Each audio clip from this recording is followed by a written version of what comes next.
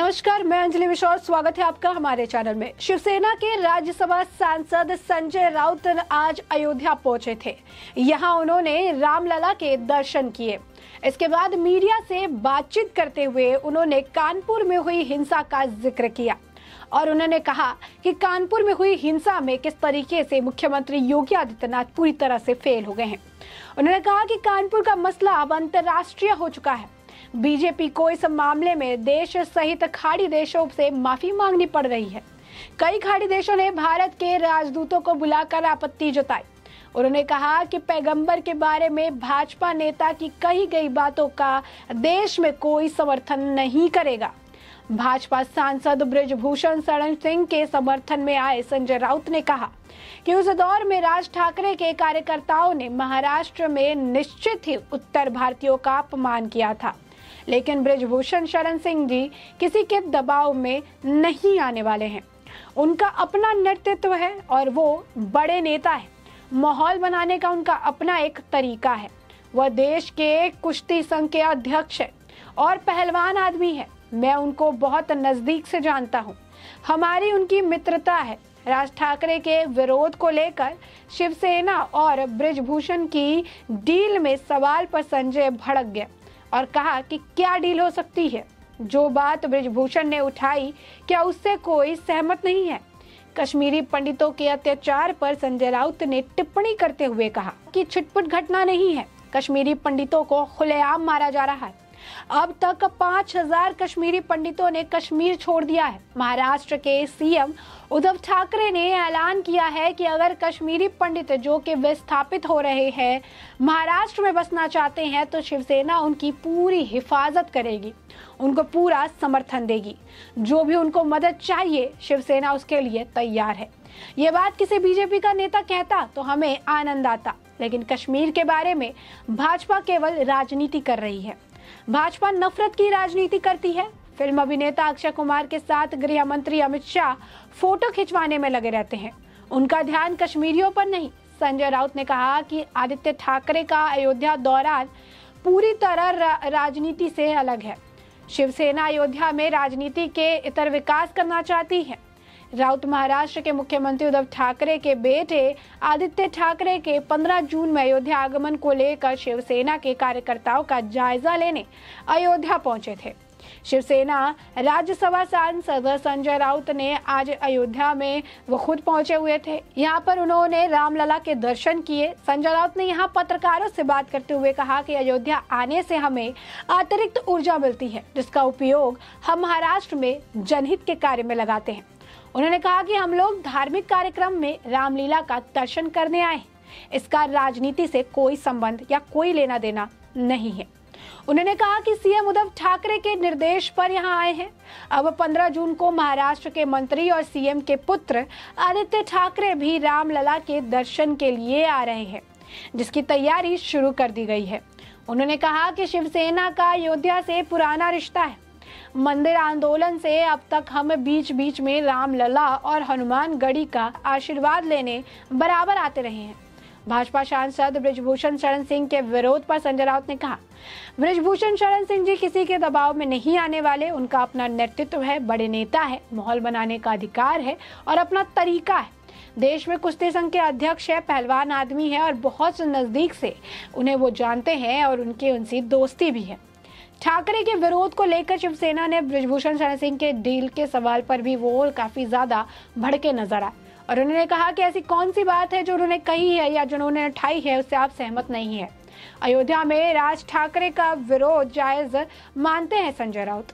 वहीं कश्मीरी पंडितों के अत्याचार पर संजय राउत ने कहा कि ये कोई मामूली घटना नहीं है। कश्मीरी पंडितों को खुलेआम मारा जा रहा है और अब तक कई हजार कश्मीरी पंडित कश्मीर छोड़कर चले गए हैं। महाराष्ट्र के मुख्यमंत्री उद्धव ठाकरे उन सभी विस्थापितों कश्मीरी पंडितों का, कश्मीरी हिंदुओं का जो है अपने महाराष्ट्र में स्वागत करना चाहते हैं। उन्हें यहाँ पर किसी भी तरीके की असुविधा ना हो, इसलिए उन्हें पूरा समर्थन देने की बात कहते हैं। लेकिन यही समर्थन अगर भाजपा की तरफ से दी जाती, अगर भाजपा के नेता यही समर्थन कश्मीरी हिंदुओं को देने की बात कहते तो हमें काफी ज्यादा खुशी होती। इसे लेकर आपको बता दें कि सांसद संजय राउत ने आगे कहा कि शिवसेना उत्तर प्रदेश में भी लोकसभा चुनाव मजबूती से लड़कर बीजेपी की तरह ही अपनी पैठ बनाएगी। उन्होंने बताया कि आदित्य ठाकरे की यात्रा भी पूरी तरह धार्मिक ही होगी। वो रामलला हनुमानगढ़ी के दर्शन करने के बाद सरयू आरती में भी हिस्सा लेंगे। वहीं आपको बता दें कि राज्यसभा चुनाव को देखते हुए बयानबाजी का दौर लगातार जारी है। महाराष्ट्र में दिनों राज्यसभा चुनाव को लेकर राजनीति भी काफी ज्यादा गर्म है। शिवसेना भाजपा पर विधायकों के खरीद फरोख्त का आरोप भी लगा है। अब बीजेपी ने शिवसेना के इन आरोपों पर पलटवार कर दिया। बीजेपी के नेता आशीष सेलार ने कहा कि संजय राउत, आपको बता दें कि इस शुरुआत करने से बता दें आपको पहले कि ये संजय राउत पर बयान है और ठीक आशीष सेलार ने कल की ही बात है जब उन्होंने संजय पवार, जो कि एक और ऐसे नेता है जिन्हें राज्यसभा महाविकास आघाड़ी की सरकार शिवसेना की तरफ से भेजा गया है, उसे लेकर उन्होंने कहा था कि संजय पवार राज्यसभा चुनाव जरूर हारेंगे। और एक बार उन्होंने अब आज की अगर बात करें तो उन्होंने संजय राउत पर टिप्पणी की है और कहा कि संजय राउत को अपने घर में सोना चाहिए, ऐसे सपने उन्हें नहीं आएंगे। भाजपा नेता ने कहा कि रात में शिवसेना नेता को तबेले में सोना छोड़ना चाहिए, अपने घरों में शांति से सोएंगे तो इस प्रकार का सपना नहीं आएगा। इससे बड़ा विधायकों का अपमान कुछ नहीं है। अपने विधायकों को नजरबंद करना, ये स्थिति महाविकास आघाड़ी सरकार में आखिर क्यों आई? अपने विधायकों पर भरोसा नहीं है और नजरबंद करने से ये विधायकों का अपने आप में बड़ा अपमान है। ऐसे में आप सोच रहे होंगे कि आखिर संजय राउत पर यह टिप्पणी करने के पीछे आशीष सेलार का क्या कारण है? आखिर शिवसेना के नेता संजय राउत ने ऐसी कौन सी बयानबाजी की थी जिसके बाद आशीष सेलार को इस तरीके की टिप्पणी करनी पड़ी है? तो आपको बता दें कि शिवसेना नेता संजय राउत ने शनिवार को कहा था कि वो चाहते हैं कि चुनाव स्थगित कर दिए जाए ताकि खरीद फरोख्त ना हो सके। राउत ने भाजपा पर राजनीतिक प्रतिद्वंदी के खिलाफ केंद्रीय जांच एजेंसी का इस्तेमाल करने का आरोप लगाया था। उन्होंने ये भी कहा कि हम राज्यसभा चुनाव की तारीखों को स्थगित करने की मांग करते हैं ताकि कोई खरीद फरोख्त ना हो। भाजपा की मंशा साफ है, वो धन और केंद्रीय जांच एजेंसियों के उपयोग करना चाहते हैं। हम यहाँ सत्ता में हैं, उन्हें यह नहीं भूलना चाहिए।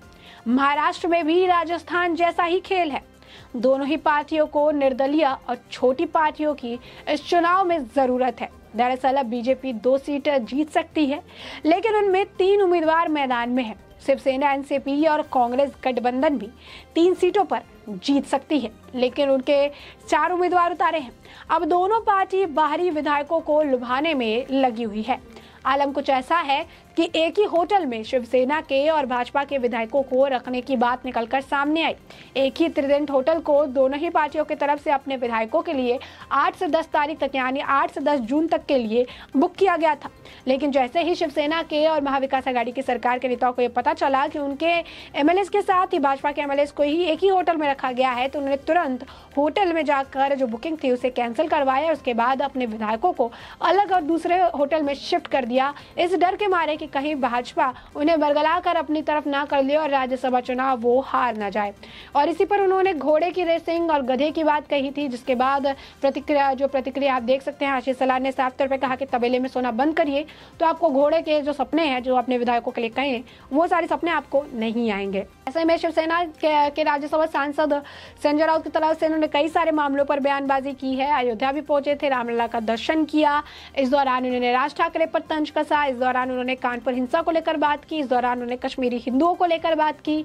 इस दौरान उन्होंने आदित्य ठाकरे के जो अयोध्या दौरा है उसको लेकर भी बात की। कई सारे मुद्दों पर उन्होंने बात की, कई सारे मुद्दों पर उन्होंने चर्चा की और साथ ही साथ उन्होंने राज्यसभा चुनाव में जिस तरीके से बयानबाजी का दौर लगातार चल रहा है उस पर भी संजय राउत प्रतिक्रिया देते नजर आए और उस पर पलटवार करते हुए आशीष सेलार ने उन्हें मुंहतोड़ जवाब दिया। उद्धव ठाकरे की भी तारीफ करते नजर आए। तो संजय राउत का एक पैटर्न है, वो उद्धव ठाकरे की तारीफ, शरद पवार की तारीफ, जब जिसके साथ रहते उस तरह की तारीफ वो करते नजर आते हैं। ऐसे में हमने आपको जो पूरा मामला है बड़े विस्तार से बताया है किन किन मुद्दों पर शिवसेना के नेता और सांसद संजय राउत ने बयानबाजी की और संजय राउत के ऊपर किसने टिप्पणी की और किस मुद्दे को लेकर टिप्पणी की है। ऐसे में इस पूरे मामले पर अब आपकी भी जो प्रतिक्रिया हो हमें कमेंट सेक्शन में कमेंट करके जरूर साझा करें।